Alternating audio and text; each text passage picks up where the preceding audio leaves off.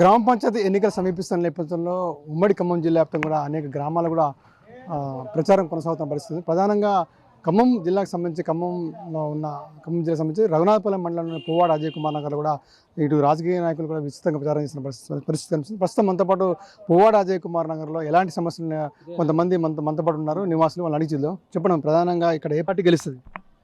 మేమైతే బీఆర్ఎస్ అనుకుంటున్నాం. ఎందుకని? ఎందుకంటే 5 సంవత్సరాలు బట్టిగా కూడా మాకు అభివృద్ధి చేశారు కాబట్టి బీఆర్ఎస్ గెలిచిద్ది అనుకుంటున్నాం. కాంగ్రెస్ 6 గ్యారెంటీలు ఇచ్చింది చెప్తున్నారు. 6 గ్యారంటీలు ఇచ్చారు కానీ మాకు కరెంటు బిల్లు ఫ్రీ లేదు, గ్యాస్ ఫ్రీ అన్నారు.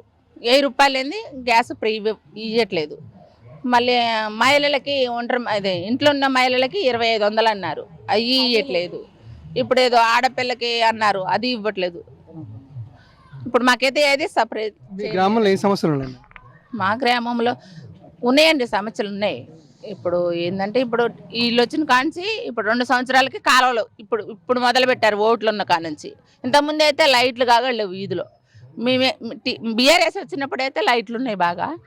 ఇక అయ్యే పక్కాగా ఉండవు కదా, మధ్యలో రాలిపోయినాయి. ఇదంతా అడవి లాగుంది, చీకటిగా ఉంటుంది. ఆడోళ్ళు రావాలంటే ఇబ్బంది పడుతున్నారు బాగా. ఏంటంటే భయం. ఎవరిని అడిగినా కూడా మా దగ్గర డబ్బులు ఉంటారు. మరి మేమైతే కాంగ్రెస్ వాళ్ళని అడిగితే ఎవరు కూడా పెట్టలేదు. చెత్తబండి వచ్చినా మా బజారులు రావు. మరిగా మాజీ సర్పంచ్గా రవి గారు ఉన్నారు కాబట్టి రవి గారిని బతిలాడి 10 మంది ఆడవాళ్ళం పోయి బతిలాడి లైట్లు అన్నా అంటే తెచ్చి పెట్టారు లైట్లు. ఇప్పుడు చీకటైతే లేదు, మంచిగా ఎలుగు చూపించిండు. మాకు పంపులు కేసీఆర్ గారే వేశారు, లైట్లు కేసీఆర్ గారు వేశారు, రోడ్లు కేసీఆర్ గారు వేశారు. పెద్ద అడవిది. మాకైతే ఇబ్బంది అయితే ఏం లేదు. ఈ పార్టీ వచ్చినాకనైతే అన్ని ఇబ్బందులే పెడుతున్నాం మేము. మమ్మల్ని ఎవరు పట్టించుకోవట్లేదు.